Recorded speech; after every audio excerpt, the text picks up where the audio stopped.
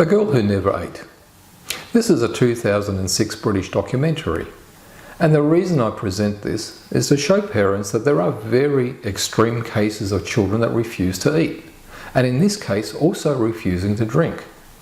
But even in these extreme cases, there are professionals that specialise in getting children to eat. Getting a child to eat may be damn hard, but it's not impossible. More importantly, we can learn a lot about the strategies these professionals use to get a child to eat. And the key seems to be not to give up too easily.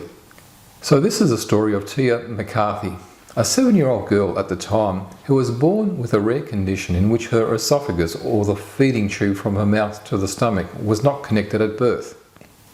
So despite having surgery to successfully attach her esophagus to her stomach, she refused to eat or drink anything. For the 7 years of her life, she was fed solely through a feeding tube directly into her stomach. And she never felt hungry or thirsty. All the medical specialists she was taken to see in Britain were unable to find a solution to get her to drink or eat. So her mother, out of desperation, took her to an Austrian clinic. They are the world's leading specialists in the art of encouraging children to eat. They offer a 3-week course, a program of what they called controlled starvation. And they have a near perfect success rate.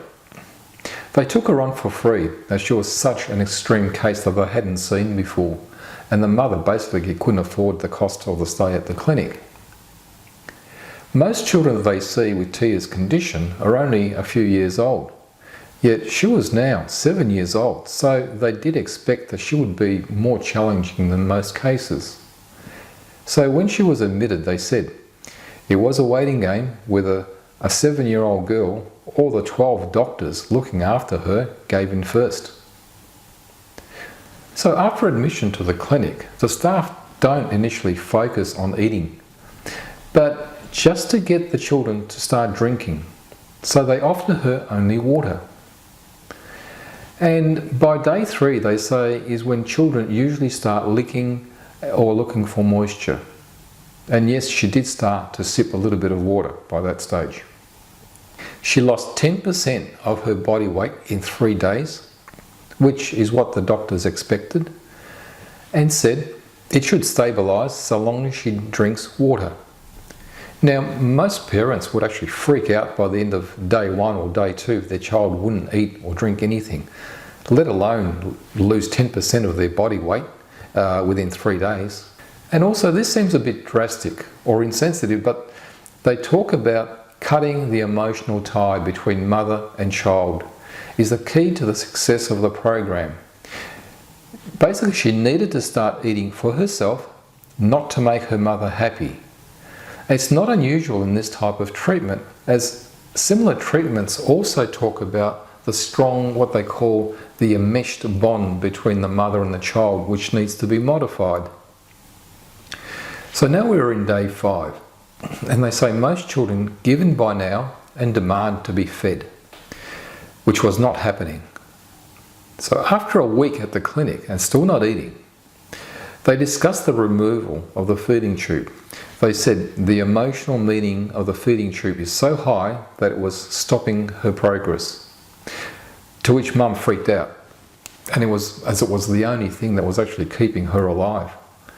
However, they first checked that there was no medical or physical issue with her ability to swallow. So they then did a gastroscopy and a swallowing study, and they found there was no physical or medical reason that she couldn't eat. So at this stage, to get some calories into her, they actually took water off her menu, and instead they offered her milk, smoothies and other drinks instead. And interestingly, after noticing that she was in a world of her own, psychological testing revealed a perception disorder and mild autism spectrum disorder as well. So we are now at week 2 at the clinic, and they're back focusing on the feeding tube. The feeding tube was considered to be the last obstacle to get her to eat. So they surgically removed the feeding tube, but because the mother was so concerned, they then put in an emergency feeding tube instead. So basically they surgically blocked her feeding tube, and this removed her lifeline to feeding. So finally some success. Finally she started to put food in the form of smoothies into her mouth. 1 month later she was drinking sufficient smoothies containing adequate calories and nutrients to sustain herself without the feeding tube. And at that stage she was allowed to go home. So I did a follow-up to see what happened to her in the years that followed. So roughly just over 2.5 years later, when she was 10 years old. In addition to her smoothies, she was then eating yogurt, soup, custard and semolina. And her feeding tube was completely removed surgically. Then I found an interview when she was 15 years old.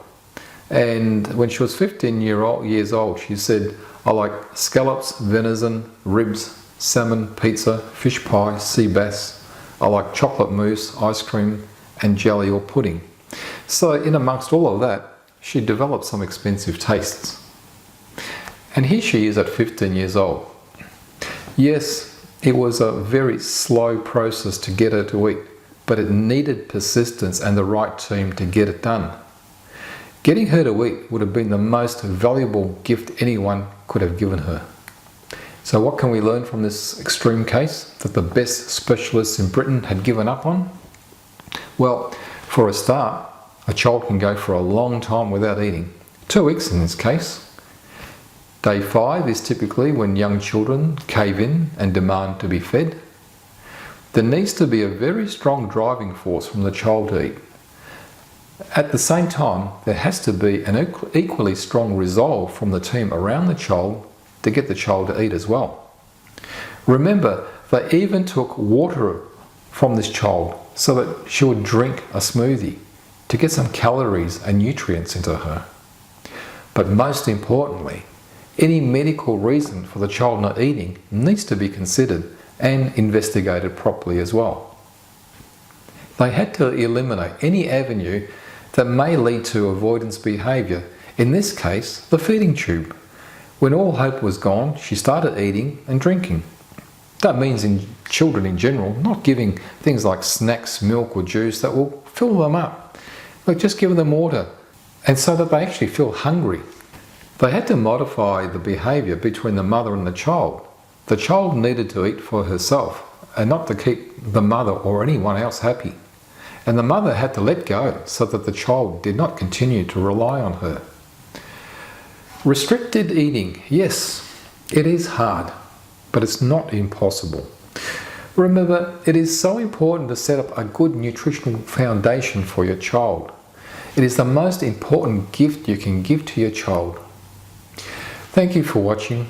If you liked the video, please leave a thumbs up or leave a message below and subscribe to my channel for more videos.